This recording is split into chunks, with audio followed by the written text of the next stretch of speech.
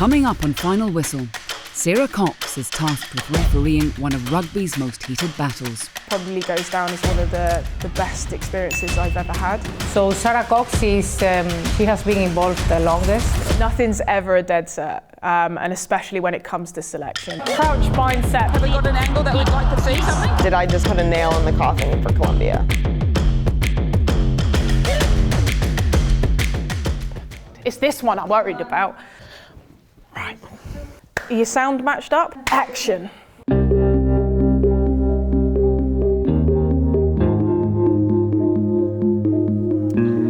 Yeah, what do I do in my downtime? When I get it, catching up with friends and family and just enjoying where I live has to offer. Sara Cox is lined up to officiate the Army versus Navy game at Twickenham, allowing her some time at home amongst a hectic international travel schedule. Since COVID and then that sort of weird period of COVID, then coming out the other side of it, it was bonkers. It just doesn't feel like it stopped. I think this, like after the Prem final, I think this is going to be the first bit of time off that we're all going to get. Yeah, tiny bit of downtime and then... Let's say, have you got anything on the summer? I finished the sevens, so it means that a lot of the time gets freed up. Yeah. And then just chill out and spend some time at home, basically. Yeah. As much as referees need to be physically fit, it's their mental health which must be prioritised if they're to cope under immense game pressures. When I was doing a marketing job and then going out and doing an international sevens career and 15s, and then also coming home to try and balance a personal life, it can be quite challenging at times. It shines a light on how you have to be quite diligent with time management. It brings its challenges, but you find a way. In 2021, Sara became the first female to referee a men's English Premiership game. This is the shirt that Harlequins presented to me with Worcester for my first Premiership game. I don't like to put a lot of memorabilia around, but this one is sort of, I think it's quite important to me, and it's something that I definitely want to remember, and I want to be able to tell my kids, my grandkids, everyone in the future that this was something that happened, and yeah, just remember it for the good stuff really, and all the hard work paying off. Today, Sara will become the first woman to referee the Army versus Navy game at Twickenham, a fixture with over 140 years of history. I think that Army v Navy game, to be quite honest, probably goes down as one of the best experiences I've ever had. No, I think we probably need to find some sun cream. We will do. Yeah. I'll come back in, I'll be on beetroot red. So Coxie is a trendsetter. She's really set the standard, not only because she's a female, but she's a really, really nice person, and she just leads by example when she's on the pitch. I think the biggest name in the Navy pack is Sam at officiate. Yes, yeah. He will move to 2 at some point. Yeah. Sam got sent off in the last game that we played here. Yep. Headbutt. Stand by, Tim, we'll show you now. Here you go. That is a headbutt. See, for me, he's come forward with his head. Well, the start the Navy got on the board has now been turntable. I knew going into that there are some names in there that I recognise. There are some people that have a personality that you recognise as well. And it's just about understanding how you can deal with those. And it's as big an occasion for them as it is for you. And at the end of the day, in that Army-Navy game, they were serving their country. They served their country in the background, they were doing that on that pitch, and we all had a spectacle to invest in. We don't have TMO, okay, so we don't have a backup plan if somebody gets involved in something that could swing us one way or the other, okay? So it's about having those clear processes while we're on the ground, all right, and we're making clear decisions, and we're making those clear and obvious decisions as well, okay? So more often than not, look, if it smells like a horse and looks like a horse, we're probably onto a winner, all right? Who wanted 10-2? Army. All right. Do you guys want to go in first?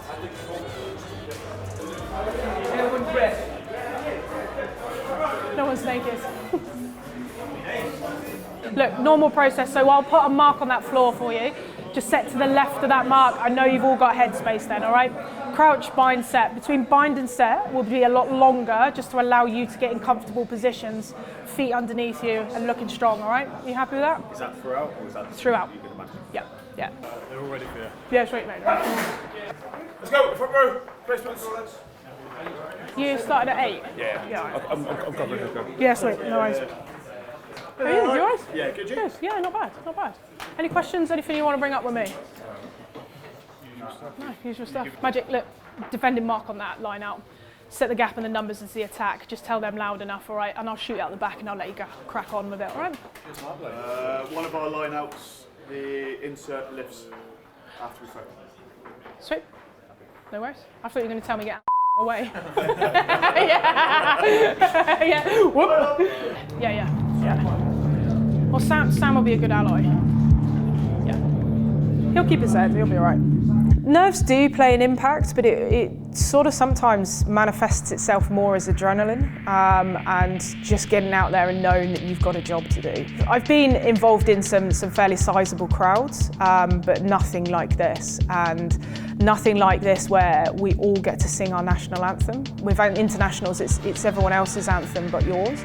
It was great to see Sara refereeing the Army versus Navy at Twickenham Stadium. I think reflects the growing and the professionalism that Coxie has bring for the female match officiating in England is really important to develop.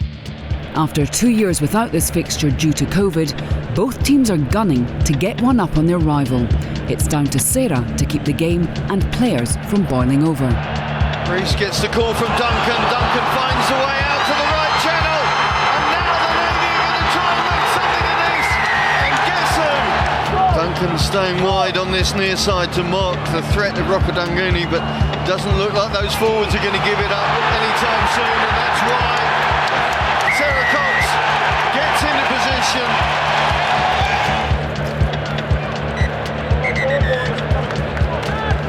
With nothing in it on the scoreboard, Sara and her team use the half-time break to regroup and discuss where the game could fall apart if not addressed. So, main talking point, let's face it, it's scrums. So we've got to keep those pitches now. It's getting to that point where I'm going to have to pull him out. I'm going to have to put it on record that if he doesn't change, then we're going to have to escalate and we're going to have to try and get someone on that can do something about it. He cannot hold his weight.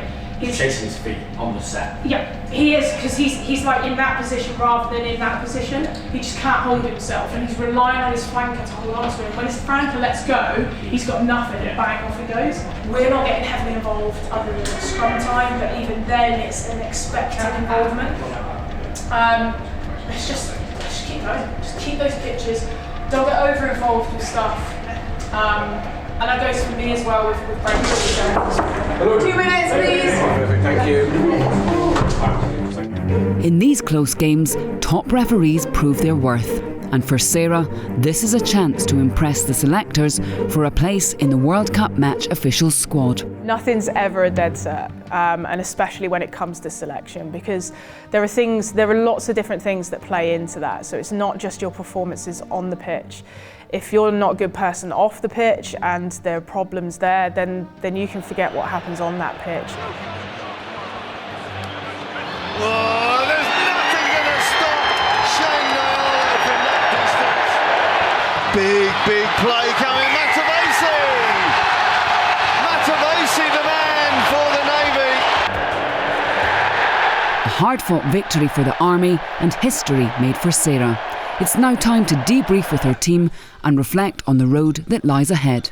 There is a roadmap towards the sort of World Cup and stuff, and it's building into that. And events like this are a part of that. They're a part of getting that experience in different environments, because you never know if I am selected to go to the World Cup, then I don't know what that's going to be like at the other end. I don't know what those stadiums are going to be like and what the crowds are. So to be exposed out there in a game that's actually 1 point in it as well, it really puts a different pressure on you and it gets you thinking in a different way.